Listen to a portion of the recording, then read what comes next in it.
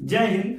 आज से हम लोग इंडियन कॉन्स्टिट्यूशन यानी भारतीय संविधान की एक बेहतरीन श्रृंखला प्रारंभ करने जा रहे हैं और इसके अंतर्गत हम स्टेप बाय स्टेप हर एक टॉपिक को बारी बारी कवर करने का प्रयास करेंगे।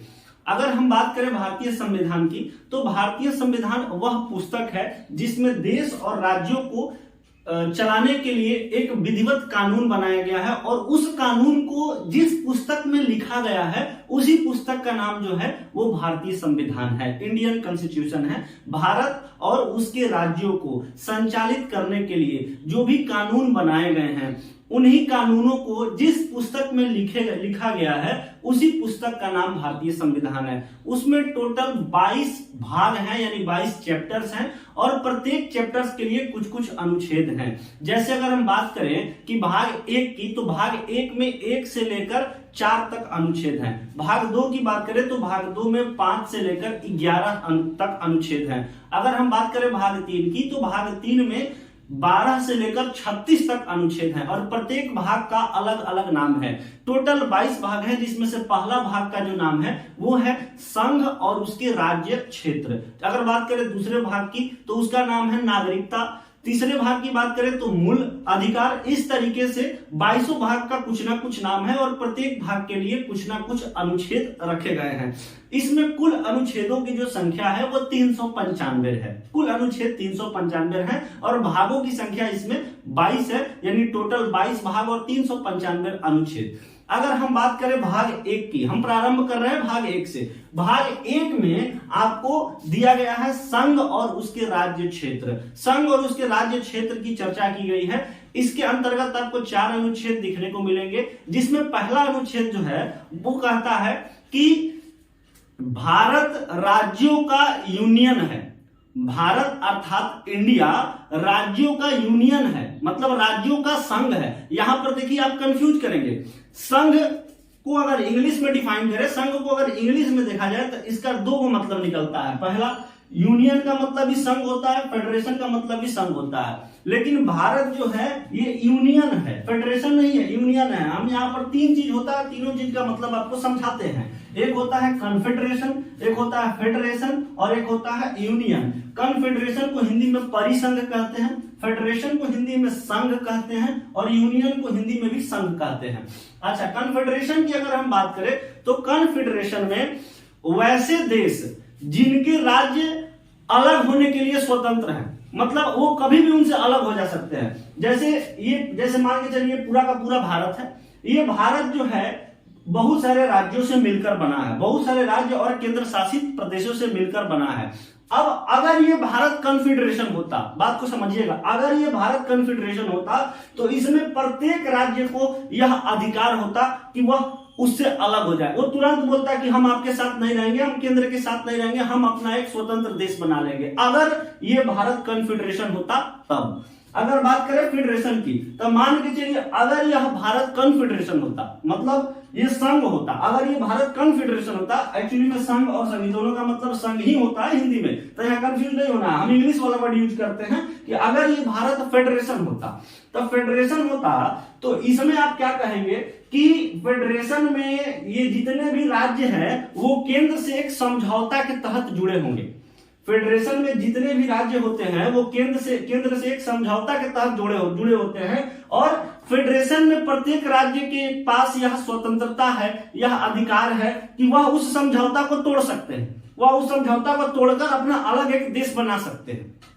तो ये हो गया कन्फेडरेशन और ये हो गया फेडरेशन। ये दोनों का मतलब आपको समझ में आया होगा। अब यूनियन का मतलब समझिए। यूनियन का मतलब क्या होता है कि अगर आप एक बार उस देश के साथ, केंद्र के साथ जुट गए हैं तो आपको किसी भी हालात में अलग होने का अधिकार नहीं है। अब एक बार आप उससे जुट गए तो आप अलग नहीं हो सकते हैं, उसको हम लोग कहते हैं यूनियन।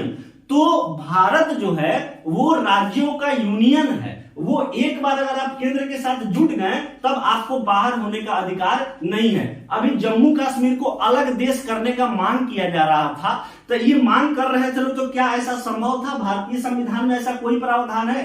एक बार 26 जनवरी 1947 सॉरी 26 अक्टूबर 1947 को जब राजा हरि सिंह विलय कर दिए, जब जम्मू कश्मीर को भारत में जोड़ दिया गया, वहां पर विलय पत्र पर हस्ताक्षर हो गया, तो ये भारत यूनियन ना है। एक बार अगर आप भारत में घुस गए, एक बार अगर आप संघ के साथ आ गए, जुट गए हैं भारत में, तब आपको अलग होने का अधिकार नहीं है। ये कौन से देश में होता है? उस देश में होता है जो देश राज्यों का यूनियन हो। तब भारत जो है ये राज्यों का यूनियन है, संघ है। ये ध्यान रखिएगा, कन्फेडरेशन और फेडरेशन नहीं है। इसमें राज्य आसानी से अलग हो जाते हैं, जबकि यूनियन में आसानी से अलग नहीं हो सकते, हो ही नहीं सकते हैं। ये सबसे कमजोर देश होता है, उससे थोड़ा सा मजबूत ये होता है, और सबसे मजबूत देश जो होता है वो यूनियन वाला होता है। तब अनुच्छेद 1 में लिखा हुआ है कि भारत राज्यों का यूनियन है।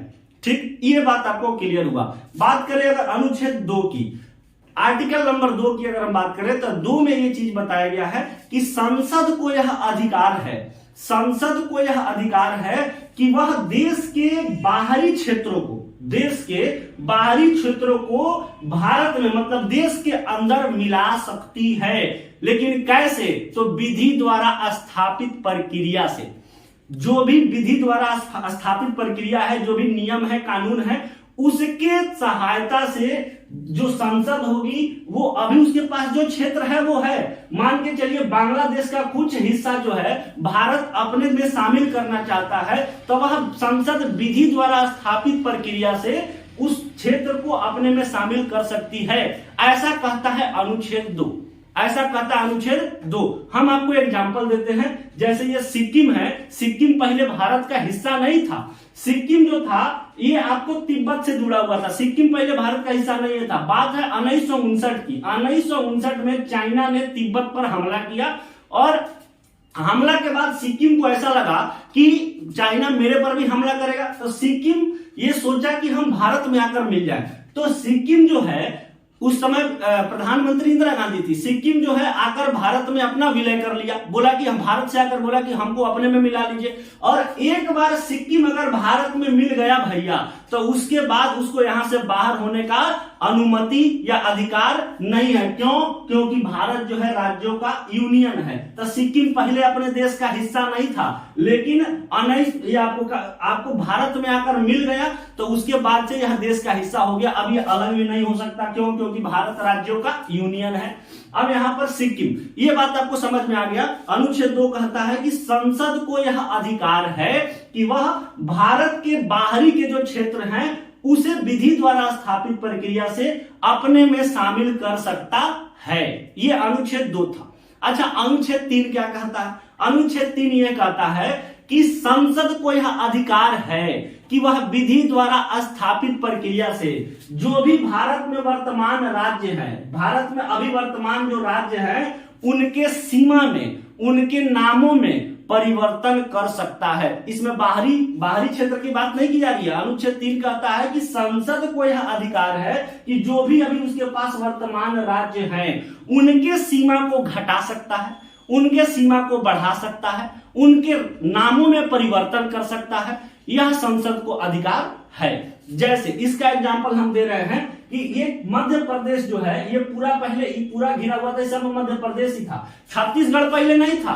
छत्तीसगढ़ जब भी आप देख रहे हैं, वहां मध्य प्रदेश ही था। मध्य प्रदेश और छत्तीसगढ़ अभी जो देख रहे हैं, ये सब एक ही था, नाम था मध्य प्रदेश। ठीक, तो ये बात है आपको 1 नवंबर सन 2000 की। 1 नवंबर सन 2000 को ये छत्तीसगढ़ को, ये इतना हिस्सा जो छत्तीसगढ़ वाला देख रहा है, इसको मध्य प्रदेश से अलग कर दिया गया। मतलब मध्य प्रदेश की सीमा को घटा दिया गया। ये किस अनुच्छेद के तहत किया गया हो गया? तो अनुच्छेद 3 के तहत। अगला एग्जांपल, ये जो अभी आप उत्तराखंड देख रहे हैं, ये उत्तराखंड पहले उत्तर प्रदेश में था। पहले उत्तराखंड नहीं था, उत्तर प्रदेश था। तो आपको 9 नवंबर सन 2000 को ये उत्तराखंड को क्या किया गया? ये उत्तर प्रदेश से अलग एक राज्य बना दिया गया। अलग यहां से सीमा उत्तर प्रदेश का काट के उसमें बना दिया गया। ये किस अनुच्छेद के तहत? तो अनुच्छेद 3 के तहत। अच्छा, नाम में भी परिवर्तन कर सकता है अनुच्छेद 3 के तहत। तब जब अलग हुआ ना, तब इसका नाम उत्तरांचल था, फिर आगे चल के इसका नाम बदल के उत्तराखंड कर दिया गया। ये नाम भी बदलाया किस अनुच्छेद के तहत? तो अनुच्छेद 3 के तहत। अच्छा, अगर बात करें ये पूरा का पूरा पहले बिहार था, ये झारखंड नहीं था। ये 15 नवंबर सन 2000 को बिहार से झारखंड को अलग कर दिया गया। तो ये किस अनुच्छेद के तहत? तो सर अनुच्छेद 3 के तहत, अनुच्छेद 3 के तहत। उम्मीद करते हैं अनुच्छेद 3 भी आपको समझ में आया होगा। अनुच्छेद 3 क्या है कि संसद को यह अधिकार है कि वह वर्तमान राज्यों के सीमा को बढ़ा सकती है, घटा सकती है और उसके नामों में भी परिवर्तन कर सकती है। इतना बात आपको क्लियर हुआ होगा। अब हम बात करते हैं इस भाग के आखिरी अनुच्छेद, अनुच्छेद संख्या 4 यानी आर्टिकल नंबर 4 पर। तो आर्टिकल नंबर 4 ये कहता है कि जब संसद अनुच्छेद 2 और अनुच्छेद 3 से संबंधित कोई नियम बना रही हो, कोई कानून पारित कर रही हो, तो उस समय संसद को भारी बहुमत की आवश्यकता नहीं है। वह साधारण बहुमत से अनुच्छेद 2 और अनुच्छेद 3 से संबंधित कानून को पारित कर सकती है। ये कहा गया अनुच्छेद 4 में। और साथ ही साथ ये भी कहा गया है कि राष्ट्रपति हस्ताक्षर करने के लिए उस पर बाध्य होंगे। जो राष्ट्रपति होंगे उस पर हस्ताक्षर करने के लिए बाध्य होंगे। ये आपको अनुच्छेद संख्या 4 में कहा गया है। अनुच्छेद संख्या 4 में क्या कहा गया, एक बार फिर रिपीट करते हैं। अनुच्छेद संख्या यानी आर्टिकल नंबर 4 में कहा गया है कि जब संसद अनुच्छेद 2 और अनुच्छेद 3 से संबंधित कोई कानून पारित कर रही हो संसद में, उस समय उसको भारी बहुमत की आवश्यकता नहीं है। वो साधारण बहुमत से उस कानून को पारित कर सकती है। और दूसरी बात, राष्ट्रपति इस कानून पर हस्ताक्षर करने के लिए बाध्य होंगे। ऐसा आपको कहा गया है अनुच्छेद 4 में। तो इतनी बातें थी भाग 1 में, इतनी बातें जो थी वो भाग 1 में थी। उम्मीद करते हैं भाग 1 आपको पूरी तरीके से समझ में आया होगा, कंसेप्ट क्लियर हुआ होगा। अब इसके आगे हम लोग नेक्स्ट वीडियो में देखेंगे भाग 2 यानी नागरिकता। तो इस वीडियो को रिवाइज करिए। उम्मीद करते हैं आपको ये वीडियो समझ में आया होगा, ये लेक्चर समझ में आया होगा। मिलते हैं नेक्स्ट वीडियो में, तब तक के लिए जय हिंद।